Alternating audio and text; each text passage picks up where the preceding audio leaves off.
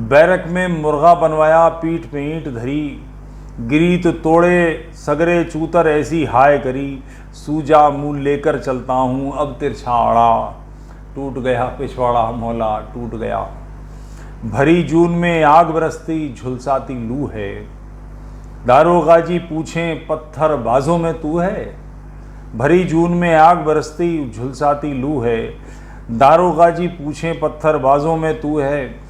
थर थर कांपे सारे मुल्ला जैसे हो जाड़ा, टूट गया पिछवाड़ा।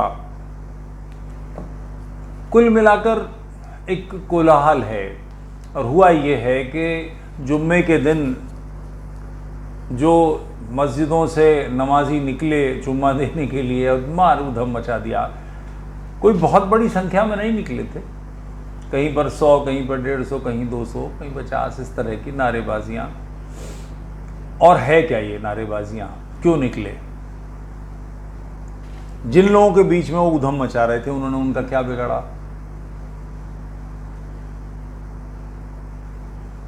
नूपुर शर्मा ने जो बोला है उसको तार्किकता से निपटा जाए, उसकी गलत सही छानफटक की जाए। अगर उसने गलत किया तो उसे सैक किया जाए, कोर्ट में ले जाया जाए। उसकी जगह इसका न्याय सड़कों पे करना चाहते हैं। क्यों करना चाहते हैं? चूंकि जो भी कहा गया है वो इस्लामी किताबों में दर्ज है, आप उसे रद्द तो कर नहीं सकते। रद्द नहीं कर सकते तो फिर चुप कैसे कराएं? क्योंकि वो बातें जो पहले बड़े गर्व से समझी जाती होंगी कि 6 साल की लड़की से शादी की और 9 साल की लड़की के साथ में मैरिज कॉन्जुगेट की, अब इन बातों को सभ्य समाज अनुचित मानता है। कोई भी सभ्य व्यक्ति सड़े से सड़ा, बिल्कुल कड़वा बदबूदार मुल्ला, वो भी अपनी 9 साल की बेटी किसी 51, 52, 53, 54, 55 वर्ष के मुल्ला को नहीं दे सकते, चाहे वो प्रतिष्ठिततम मुल्ला हो, ऐसा नहीं होने देगा। तो अब इस बात को जिसे गर्व के साथ 36 हदीसों में लिखा गया, उससे कैसे पिंड छुड़ाएं? क्योंकि दावा तो हमेशा से ये करते रहे हैं कि मोहम्मद ने पहली बार औरतों के हक हुकूक बहाल किए, बिल्कुल उन्हीं के ढंग से हुकूक ऐसे करके बोलूँ तो ठीक है, बहाल किए, और निकल के तथ्य कुछ और आ रहे हैं। लोगों को जो जैसे कहते थे कि संसार में, बल्कि इस हद तक है कि जो यूएनओ का चार्टर है, वो चार्टर मोहम्मद ने जो चार्टर बनाया था ह्यूमैनिटी के लिए, उसके आधार पर बनाया। इतने बड़े बड़े दावे किए जाते हैं, और ये एक जैसी मर्जी आए छोड़ दो, कोई पकड़ने वाला तो है नहीं। मगर अब हो गड़बड़ ये गई है कि इस्लामी वांग्मय काफिरों के, मुशरिकों के, मुल्हिदों के, मुनकरों के हाथ आ गया है। उनको समझ में आ गया कि सच क्या है।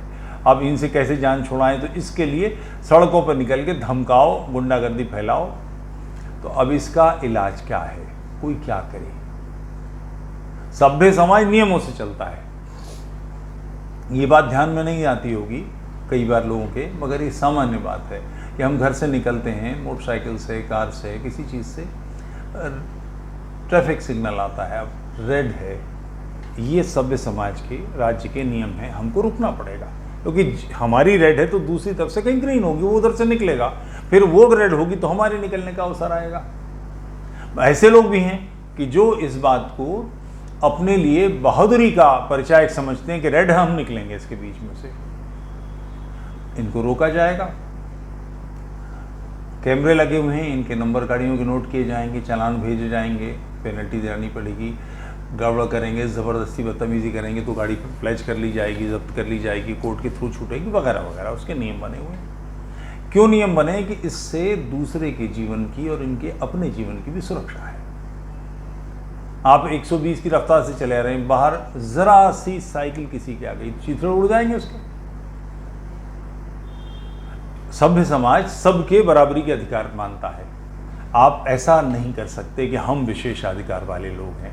मगर ये समाज का क्या करे जो मानसिक रूप से अपने लोगों को उसी आज से 1500 साल पुरानी मानसिकता में रखते हैं। घोड़ों पे बैठे हुए हैं, तलवारें भांजते चले आ रहे हैं, पहाड़ फलांगते हुए, लोगों के कत्ल हो रहे हैं, लोगों की लड़कियां लूटी जा रही हैं, उनको लौंडी बनाया जा रहा है, सेक्स स्लेव बना के बांटा जा रहा है, सेक्स से बनने के बाद में उन्हें बेचा जा रहा है, उनके बच्चों को भी रखा जा रहा है, दुनिया भर की बेहुदा बातें। इन बातों को अब सभ्य समाज गलत